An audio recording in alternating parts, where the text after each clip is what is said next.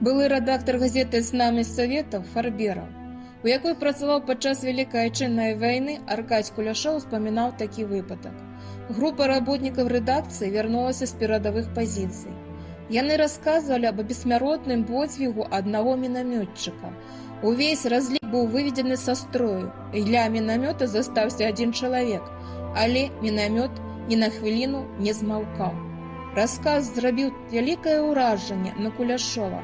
Праз дзень у газете появилась песня о безымянном герое. Верш набыў выключную популярность, стал походной песней солдатов-фронтовиков. Аркадий Куляшов.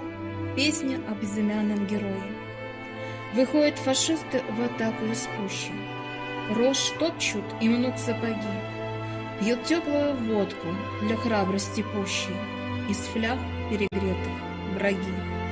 У каждого череп на черной петлице, дымит папироска в зубах.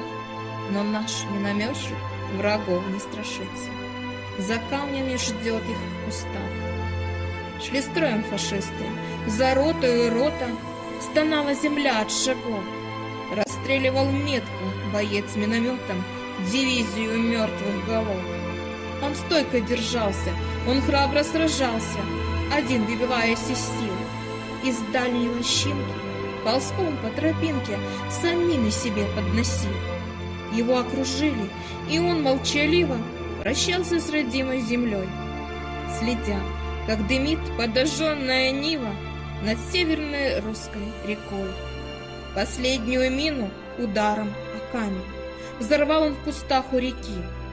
Мстя гадом заклятым своими руками, он их растерзал на клочки.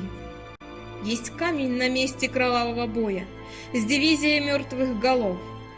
Там в кучу смешались останки героя с костями и кровью врагов. Погиб минометчик, и мы не узнаем ни имя его, ни лица. То место на карте флажком отмечаем, где пролита кровь храбреца. И если, товарищ, цветущей поляной у серого камня пройдешь, ты вспомни, как дрался герой безымянный за эту неснятую рожь.